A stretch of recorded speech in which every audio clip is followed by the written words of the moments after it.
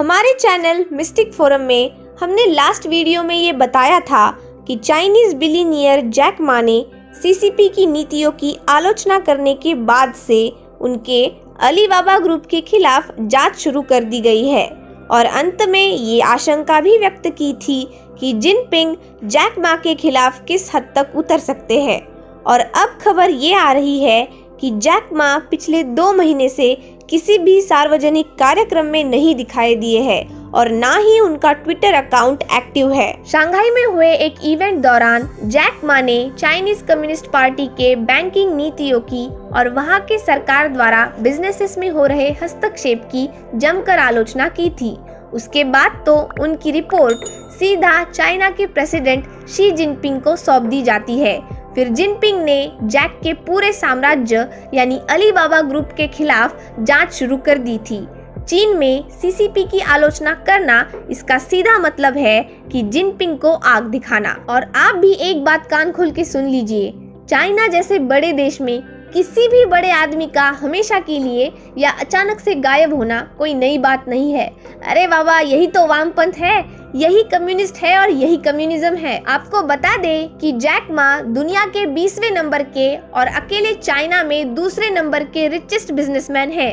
जुलाई 2020 में उनकी कंपनी का नेटवर्थ $48 बिलियन था। नवंबर और दिसंबर 2020 में जैक मा कई सारे इवेंट में हिस्सा लेने वाले थे, मगर जब से उनके खिलाफ कई सारे इन्वेस्टिगेशन शुरू कर दिए हैं उसके बाद वो दिखाई नहीं दिए हैं।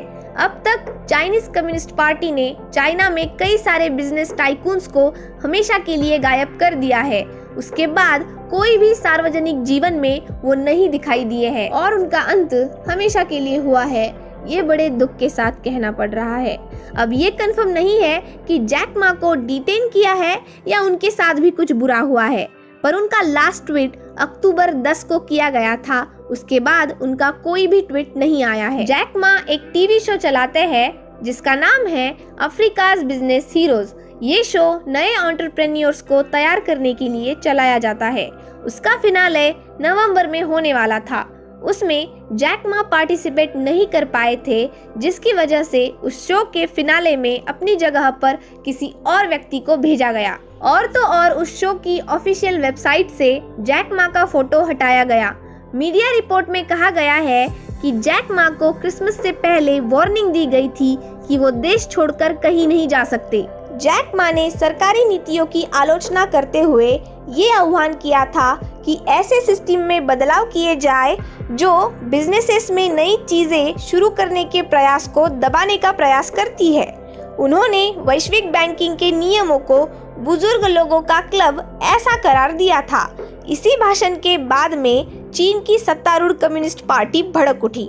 जैक मा के इस आलोचना को कम्युनिस्ट पार्टी ने वैयक्तिक स्तर पर हमले के रूप में लिया। उसके बाद से उनके बुरे दिन शुरू हो गए और उनके बिजनेस के खिलाफ असाधारण प्रतिबंध लगाया जाना शुरू कर दिया गया था।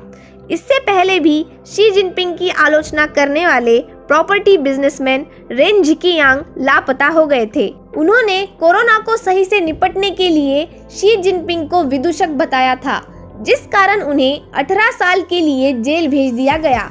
कुछ ऐसी ही आलोचना करने के कारण एक अन्य अरबपति शियान जियान हुआ को 2017 में नजरबंद किया गया। और ऐसे 1-2 नहीं, हजारों उदाहरण हैं जो कहते हैं कि अगर आपने सीसीपी के खिलाफ कुछ भी उल्टा सीधा बोल दिया तो आपको शांति से जीने का कोई हक नहीं है। पिछले कई दिनों से जैक मा चीन के कठोर वित्तीय रेगुलेशंस को लेकर लगातार सरकार से पंगे ले रहे थे, लेकिन 24 अक्टूबर को शंघाई में हुए इवेंट में एक वक्तव्य में उन्होंने सीधे शी जिनपिंग का नाम लेकर चीनी सरकार की नीतियों पर तो कटाक्ष किया ही, लेकिन सीधे सीधे जिनपिंग को लक्ष्य करके उस लक्ष्मण रेखा को भी पार कर दिया जो चीन की मौजूदा व्यवस्था में इस निंदा से कम नहीं है, जो कम्युनिस्ट हुक्मशाह इसे कभी बर्दाश्त नहीं कर सकते। चाहे वो खुद को कितना भी ताकतवर समझते हो, लेकिन अंदर से तो डर हमेशा के लिए बना रहता है।